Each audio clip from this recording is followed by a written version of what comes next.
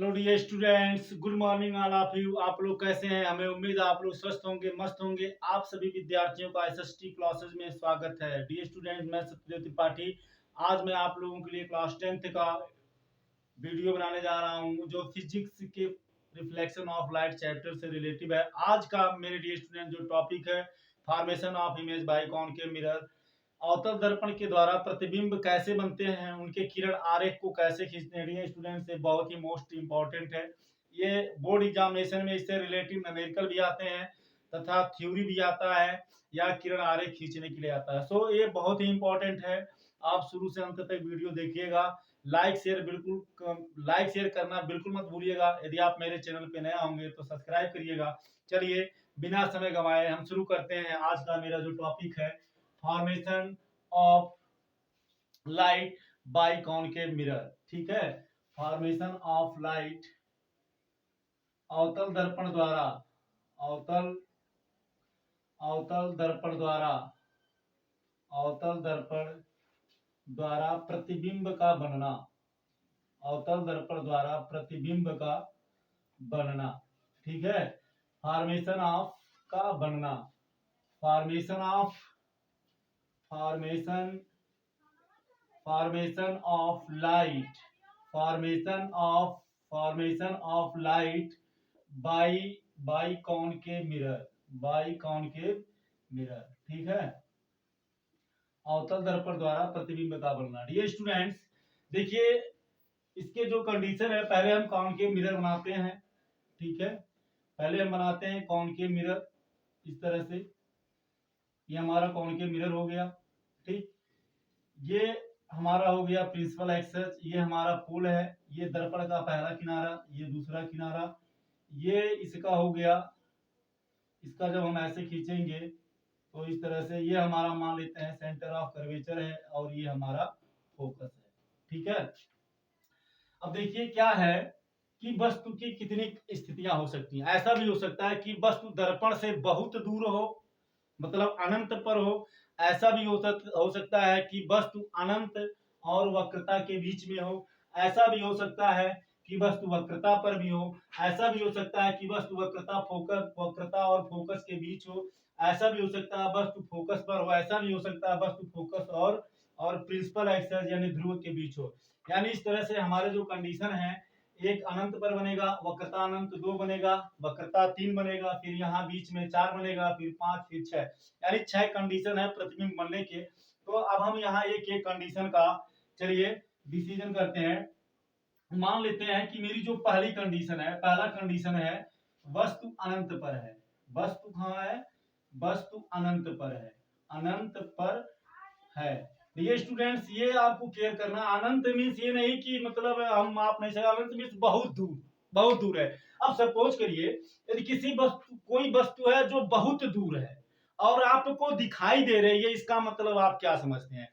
इसका मतलब ये हुआ कि वस्तु बहुत दूर है फिर भी हमें दिखाई दे रही है। इसका मतलब हुआ कि वस्तु ऊंचा होगा। वस्तु क्या होगा? ऊंचा। जैसे हम अपने घर से किसी दूसरे का घर गांव में नहीं देख पाते हैं, लेकिन हम अपने गांव में से या छत पर से हम टावर देख लेते हैं। गांव के बाहर से किसी का घर पूछा जाए तो आप नहीं बता सकते, लेकिन यदि कहीं टावर लगा है तो टावर दूर से ही दिखाई देगा।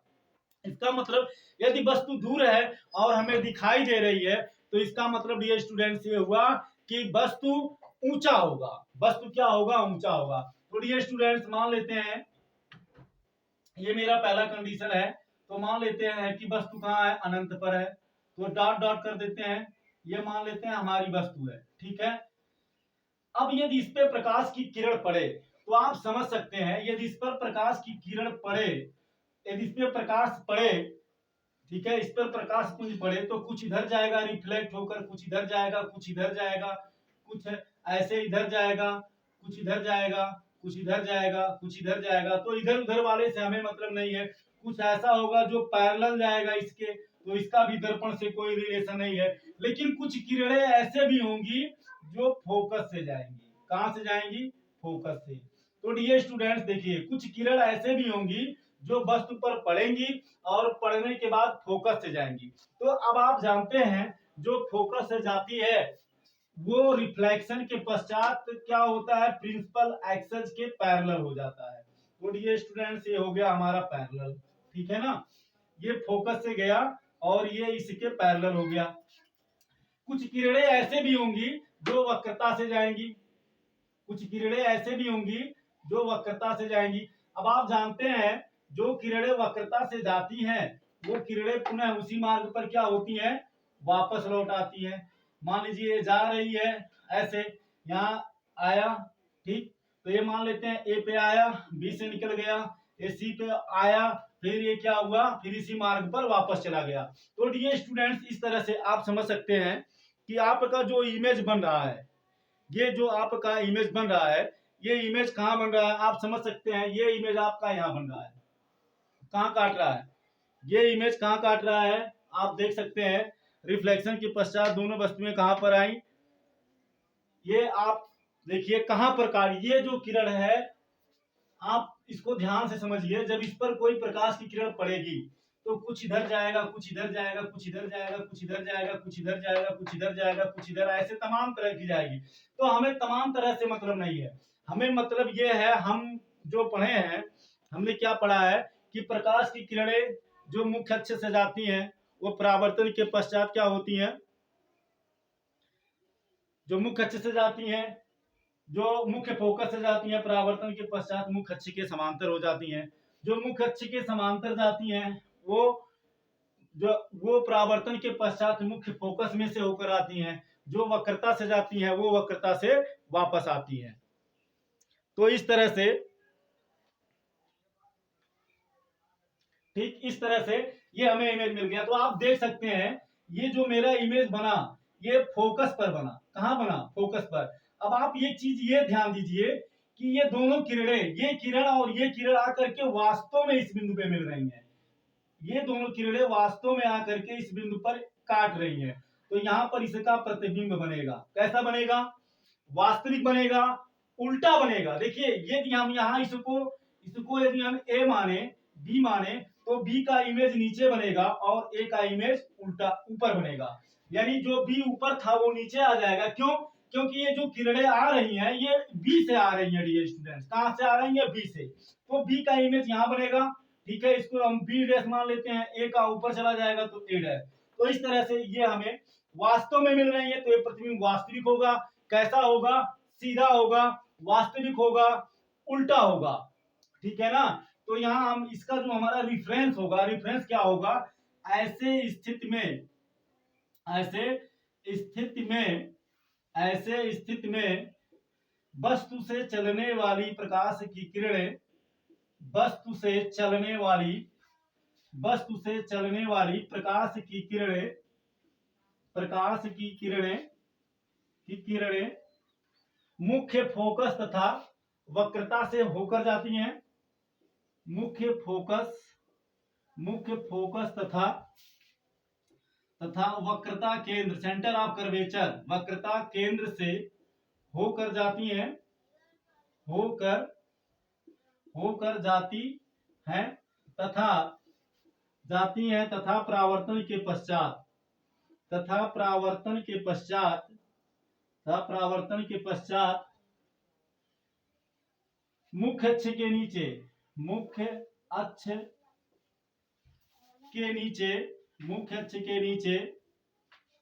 फोकस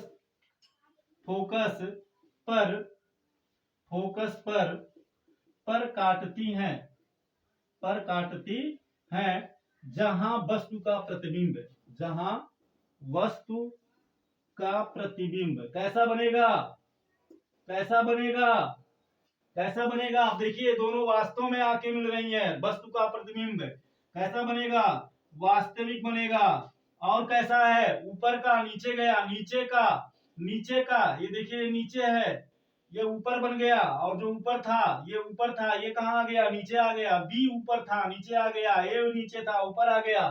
तो कैसा बना, वास्तविक, और कैसा बना, उल्टा, वास्तविक उल्टा हुआ। कैसा, वस्तु से छोटा बनेगा, वस्तु से छोटा बनेगा, ठीक है ना।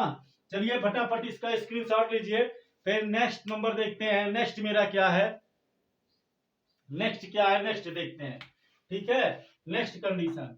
चलिए नेक्स्ट कंडीशन मेरा क्या है, आई होप आपके समझ में आ गई होगी, आराम से समझ जाएंगे, कोई दिक्कत नहीं है।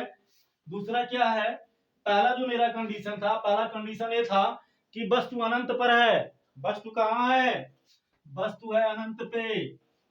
ठीक है, तो वस्तु का प्रतिबिंब कहाँ बना, वस्तु का प्रतिबिंब फोकस पे बना। कहाँ बना, मुख्य फोकस पर बना। कहाँ, मुख्य अक्ष के नीचे। कैसा बना, वास्तविक बना, उल्टा बना। वास्तविक उल्टा हुआ, वस्तु से छोटा बना। ठीक है, चलिए अगला हम देखते हैं। वस्तु, दूसरा कंडीशन मेरा क्या है, जब वस्तु अनंत व वक्रता के बीच हो। अनंत व वक्रता, अनंत व वक्रता के बीच हो, वक्रता के बीच हो। ठीक है ना, जब वस्तु अनंत व वक्रता के बीच हो। अब देखिए अब क्या होगा, देखिए तो यहां पहले हम कॉनकेव मिरर बनाते हैं इस तरह से। ये हमारा हो गया कॉनकेव मिरर। ठीक है, ये मेरा हो गया कॉनकेव मिरर, ऐसे यहां लेप लगा दिए। ये हो गया मेरा M2, ये हो गया M1, ये हो गया पोल, और इसको यहां से आप ऐसे मिला दीजिए। ठीक, ये हो गया हमारा सेंटर ऑफ कर्वेचर, फोकस हो गया, और ये हो गया सेंटर ऑफ कर्वेचर। अब ये स्टूडेंट देखिए वस्तु कहाँ है, ये हमारा अनंत हो गया, और ये हमारा वक्रता है, यानी वस्तु अनंत और वक्रता के बीच में है। मान लेते हैं वस्तु कहाँ है, यहाँ है। वस्तु कहाँ है, यहाँ है। ठीक है, यानी वस्तु अनंत, ये हमारा इधर अनंत है और ये हमारा वक्रता है, तो ये वक्रता और ये अनंत, इसी के बीच में वस्तु रखा गया है। यदि इसको ए माने, इसको बी माने। देखिए ये स्टूडेंट्स, इसके कितने कंडीशन हो सकते हैं, इसको हम तीन तरह से बना सकते हैं। तीन तरह से कैसे, देखिए कुछ किरण ऐसे, यदि इस पे प्रकाश की किरण ऐसे पड़े, ठीक है ना, यदि प्रकाश इस पे पड़े तो कुछ रिफ्लेक्ट होकर के इधर जाएगा, कुछ इधर जाएगा, कुछ इधर जाएगा, कुछ ऐसे इधर जाएगा, कुछ ऐसे इधर जाएगा, कुछ ऐसे इधर जाएगा। ध्यान दीजिए यहाँ तीनों कंडीशन मिल रहा है। पैरेलल भी, मुख्य अक्ष के समांतर भी है, मुख्य फोकस से भी है, वक्रता से भी है। अर्थात यहाँ इमेज तीन तरह से बनेगा। कितने तरह से बनेगा, तीन तरह से। चलिए आपको हम तीनों बना के दिखाते हैं। ठीक है ना, तीनों बना के दिखाते हैं। पहले हम लेते हैं कि ये मुख्य अक्ष के पैरेलल जा रही है, मुख्य अक्ष के समांतर, तो मुख्य अक्ष के समांतर जाएगी। ठीक है, अब आप देखिए जब मुख्य अक्ष के समांतर, अब यहां से कुछ जब प्रकाश की किरणें पड़ेंगी तो कुछ किरण ऐसे भी होगी जो ऐसे सीधे जाएगी। तो मान लेते हैं ये दर्पण के पॉइंट ए पे गिरा। अब आप जानते हैं जो मुख्य अक्ष के समांतर जाती है वो दर्पण से परावर्तन के पश्चात मुख्य फोकस से आती है। कहां से आती है, मुख्य फोकस से। तो इस ए को एफ से मिला देंगे। बात समझ में आई, मिला दिया हमने। ठीक, कुछ किरण ऐसी भी होगी जो फोकस से भी जाएगी, जब उस वस्तु से टकराएगी तो कहां से जाएगी, फोकस से। तो ये हो गया आपका, ये हो गया आपका फोकस। ठीक है, ये फोकस हो गया। अब आप देखिए जो जब ये फोकस से जाएगी तो क्या होगा, परावर्तन के पश्चात मुख्य अक्ष के समांतर हो जाएगी। क्या हो जाएगी, मुख्य अक्ष के समांतर हो जाएगी। इस तरह से, इस तरह से, एक मिनट, ये परावर्तन के पश्चात क्या होगी, मुख्य अक्ष के समांतर हो जाएगी। परावर्तन के पश्चात मुख्य अक्ष के समांतर हो जाएगी। ठीक है ना डियर स्टूडेंट, समझ में आ रहा है, कमेंट बिल्कुल करिएगा, कमेंट करना बिल्कुल मत भूलिएगा। अब देखिए यहाँ इंटरसेक्ट कर रहा है, ये दोनों किरणें परावर्तन के पश्चात यहाँ काट रही हैं। बात समझ में आई, फोकस से गया तो यहाँ ये आया, तो यहाँ से ये रिफ्लेक्ट हुआ, तो ये क्या हो गया, ये आपका हो गया मुख्य अक्ष के समांतर। ठीक, अब यहाँ काट रही है तो यहाँ बनेगा इमेज। अब ये इमेज कहाँ बन रहा है, सेंटर ऑफ कर्वेचर, वक्रता केंद्र और फोकस के बीच में। बी ऊपर है तो बी का इमेज बी डैश नीचे जाएगा, ए का ऊपर जाएगा, ए का इमेज ए डैश। ठीक है, चलिए दूसरा कंडीशन देखते हैं। दूसरा कंडीशन, कैसे बनेगा दूसरे वाले में भी वैसे ही बनेगा। आप ध्यान से देखिएगा। ये जरूर रिक्वेस्ट है कि कमेंट करके जरूर बताइएगा वीडियो आपको कैसा लगा। ये है आपका पोल, ठीक है। इसको आप यहां से ऐसे मिलाइए। ये हो गया हमारा मुख्य अक्ष, ठीक। ये हो गया हमारा फोकस, ये हो गया हमारा सेंटर ऑफ कर्वेचर, ठीक है। अब इधर हमारा हो गया अनंत। वस्तु यहां पर है, ठीक है। अब देखिए हमने मुख्य अक्ष के समांतर और मुख्य फोकस को लिया। अब हम किससे लेते हैं? अब हम लेते हैं मुख्य अक्ष के समांतर और वक्रता को ले लेते हैं। मुख्य अक्ष के समांतर ले लेते हैं, ठीक है। तो जो मुख्य अक्ष के समांतर जाएगी डियर स्टूडेंट्स, और रिफ्लेक्शन के बाद क्या होगा? मुख्य फोकस से आएगा। कहां से आएगा? मुख्य फोकस से। ये रूल हम लिखवा चुके हैं, इसके पहले वाले वीडियो में अपलोड कर चुके हैं, ठीक है। तो ये गया और ये मुख्य फोकस से आया, ठीक। अब देखिए वक्रता से जाएगी, तो जब वक्रता से जाएगी तो उसी मार्ग पर क्या होगी डियर स्टूडेंट्स? वापस आ जाएगी। उसी मार्ग पर क्या होगी? वापस आ जाएगी। ये हो गया आपका सेंटर ऑफ कर्वेचर, ठीक। देखिए अब सेंटर ऑफ कर्वेचर से गया, पुनः उसी मार्ग पे वापस आया। ध्यान दीजिए ये दोनों किरणें जो चली थी, ये एफ व सी के बीच में यहाँ काट रही हैं। यहाँ भी देखिए सी व एफ के बीच में ही काट रही हैं, तो यहाँ भी वस्तु का इमेज बनेगा। यदि यहाँ इसको हम ए माने, बी माने, तो बी का इमेज नीचे बी डैश और ए का इमेज ऊपर ए डैश बनेगा, ठीक है। तीसरा देखते हैं, तीसरा कंडीशन क्या है। ये मान लीजिए आपका हो गया, ये मान लेते हैं आपका हो गया, क्या बोलते हैं, ये आपका कॉनकेव मिरर हो गया, ठीक है। ये हो गया कॉनकेव मिरर, ठीक। ये M1 M2, ठीक। अब देखिए ये हमारा मान लेते हैं पोल है। अब इसको हम यहां से ऐसे मिला देते हैं, इसको यहां से ऐसे हमने मिला दिया। ये हमारा हो गया मुख्य फोकस, ये हमारा हो गया सेंटर ऑफ कर्वेचर। वस्तु कहाँ है? ये इधर अनंत है। वस्तु अनंत और वक्रता के बीच में, यानी वस्तु मान लेते हैं हमारा यहाँ है, वस्तु यहाँ है, ठीक है। अब देखिए अब हम क्या लिए? देखिए यहाँ हमने मुख्य अक्ष के समांतर वक्रता लिया, फिर यहाँ हमने क्या लिया? मुख्य अक्ष के समांतर और वक्रता लिया, ठीक। यहाँ मुख्य अक्ष के समांतर मुख्य फोकस, मुख्य अक्ष के समांतर वक्रता। इस बार मुख्य फोकस लेते हैं। क्या लेते हैं? मुख्य फोकस, ठीक है। मुख्य फोकस ले लेते हैं। तो ये हो गया हमारा मुख्य फोकस, ये हो गया मुख्य फोकस, ठीक। अब देखिए जो किरण मुख्य फोकस से जाएगी वो रिफ्लेक्शन के बाद क्या होगी? अभी आप पढ़े मुख्य अक्ष के समांतर हो जाएगी। क्या हो जाएगी? मुख्य अक्ष के समांतर हो जाएगी। तो ये हो गया हमारा मुख्य अक्ष के समांतर, ठीक है ना। इस तरह से ये जाएगी और यहां से टकराएगी, तो ये मुख्य अक्ष के समांतर हो जाएगी। ये मान लीजिए पॉइंट ए पे आया तो बी से निकल गया। अब हम लेते हैं वक्रता।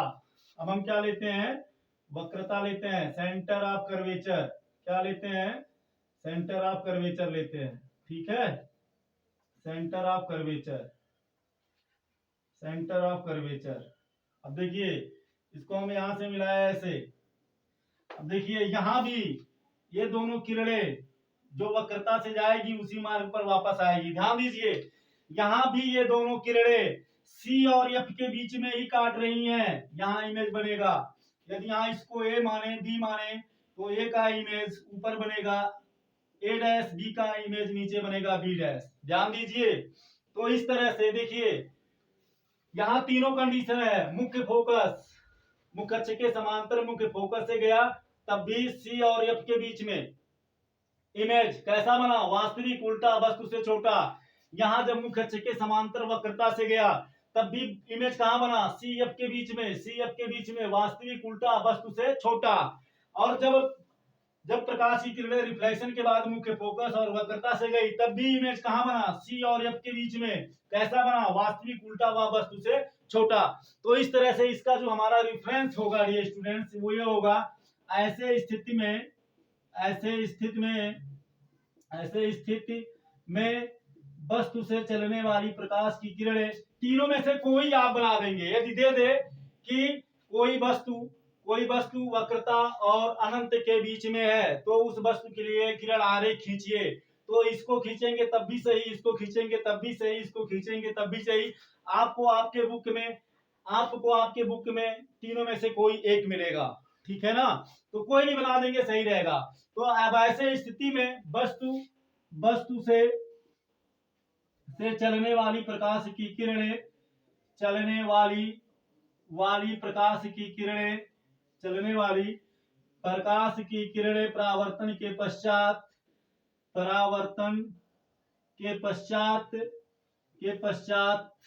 पश्चात दर्पण के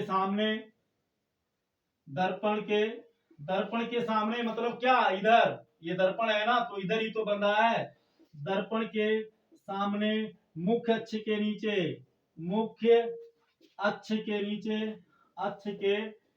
नीचे सी माने वक्रता व यफ माने फोकस के बीच प्रतिच्छेद करती हैं,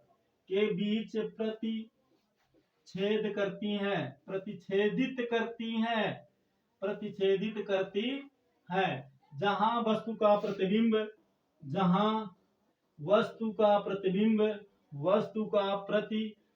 कैसा बन रहा है, वास्तविक दोनों किरणें कहीं भी देखिए वास्तव में आके मिल रही हैं, तो प्रतिबिंब कैसा होगा, वास्तविक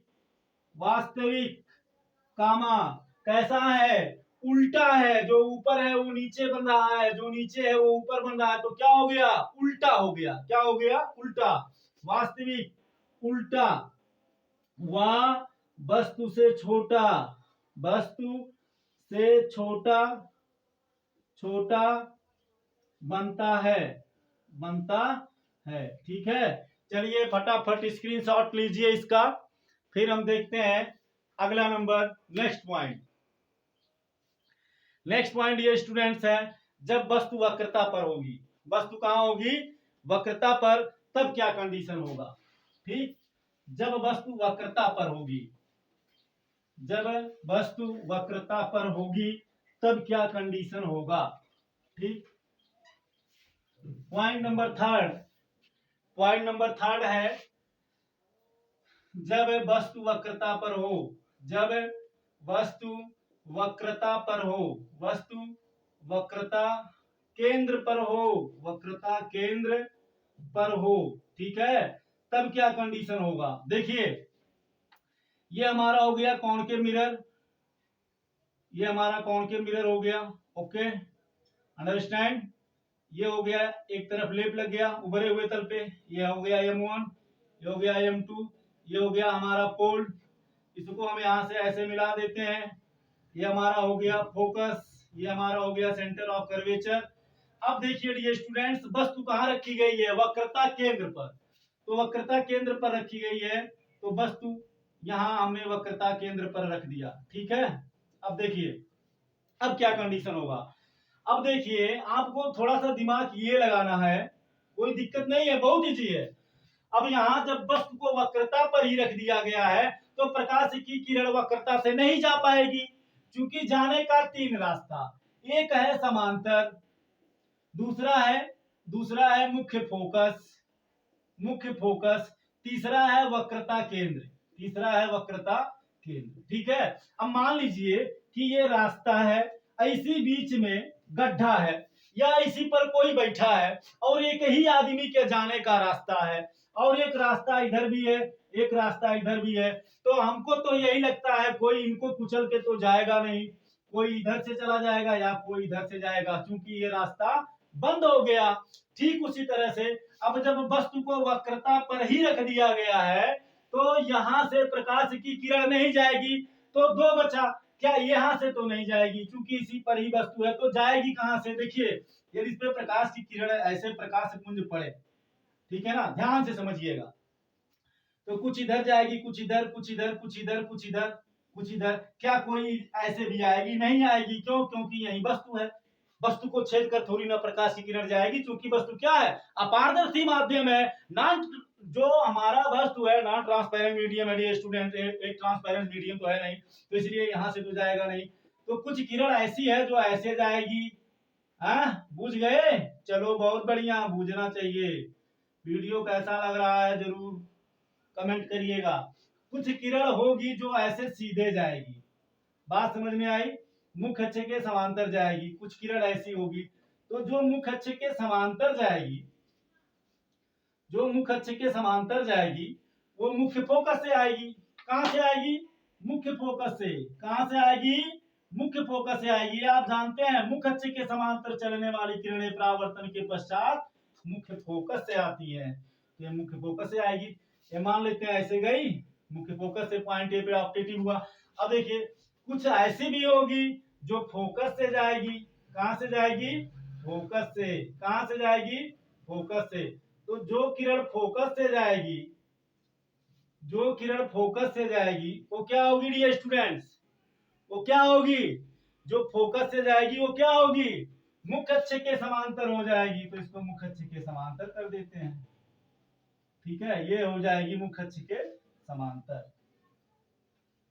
तो हो गया मुख्य अक्ष के समांतर, मुख्य अक्ष के समांतर। ठीक है, ये मुख्य अक्ष के समांतर हो जाएगी। अब आप ध्यान दीजिए, ये दोनों किरणें कहां काट रही है डियर स्टूडेंट? कहां काट रही हैं? यहां काट रही हैं। कहां काट रही हैं? वक्रता पर। कहां काट रही हैं? वक्रता पर।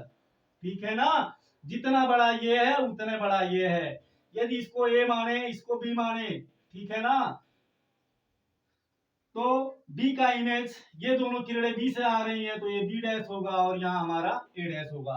तो इसका रिफरेंस क्या होगा? ऐसे स्थिति में, ऐसे स्थिति में वस्तु से चलने वाली प्रकाश की किरणें, वस्तु से चलने वाली प्रकाश की किरणें, चलने वाली प्रकाश की किरणें, प्रकाश की किरणें परावर्तन के पश्चात, की किरणें परावर्तन के पश्चात, परावर्तन के पश्चात कहां से जाती हैं? कहां से जाती हैं? परावर्तन के पश्चात, परावर्तन के पश्चात क्या होती हैं?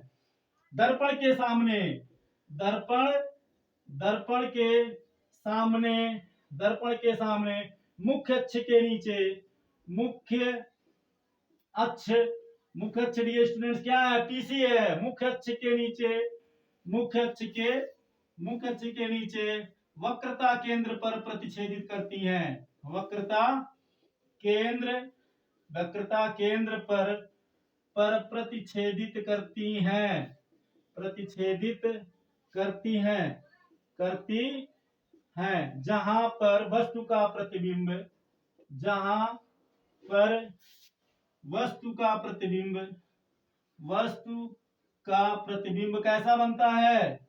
प्रतिबिंब कैसा बनता है? वास्तविक और कैसा?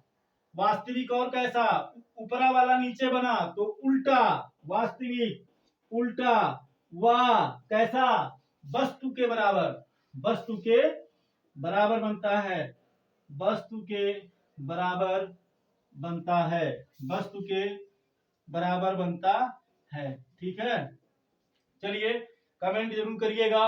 अब इसके बाद 3 कंडीशन और हैं, उसको हम नेक्स्ट वीडियो में अपलोड करेंगे। वीडियो आपको कैसा लगा जरूर कमेंट करिएगा। और यदि आपको कहीं कोई प्रॉब्लम होती है तो ये मेरा व्हाट्सएप नंबर है 8707296632। इस पर आप मुझे कांटेक्ट कर सकते हैं। मेरे व्हाट्सएप नंबर पे हम जरूर आपका हेल्प करेंगे। 8707296632 पे आप जरूर कांटेक्ट करिए। हम आपके लिए, हमारा एसएसटी क्लासेस हमेशा समर्पित है। हम आप लोगों के, सभी विद्यार्थियों के उज्जवल भविष्य की कामना करते हैं। आप लोग पढ़ाई में लगे रहिए, हम आप लोगों का मदद करते रहेंगे। कहीं पर भी कोई प्रॉब्लम होता है, class 9, 10, 9, 11, 12, 9th, 10th, 11th, 12th math और साइंस में, तो जरूर आप मुझे कमेंट करिए, हम आपका मदद जरूर करेंगे। मैं पर्सनली, ये मेरा व्हाट्सएप नंबर है, इस पर भी मैं आपके समस्या का समाधान जरूर करूंगा। यदि आप मेरे चैनल पे नए होंगे तो जरूर सब्सक्राइब करिएगा। नेक्स्ट वीडियो में हम, जब ये चैप्टर खत्म होगा, हम, आप मेरा संडे स्पेशल देखना बिल्कुल मत भूलिएगा। हमने दिमाग बनाया है कि अब हम नेक्स्ट टाइम से इस वीक से, इस सप्ताह से हम संडे स्पेशल डालेंगे, जिसमें साइंस के, मैथ के या अन्य सब्जेक्ट भी हैं, उनके कुछ फैक्ट हैं जो बहुत ही इंपॉर्टेंट है, जिसको आप कभी सोचे नहीं होंगे या कभी कहीं किसी किताब में पढ़े नहीं होंगे। इस प्रकार के फैक्ट का वीडियो हम संडे को अपलोड करेंगे इस सप्ताह से। तो संडे स्पेशल होगा, उसे जरूर देखिएगा। और ये वीडियो कैसा लगा जरूर कमेंट करिएगा। Thank you so much. जय हिंद, जय भारत।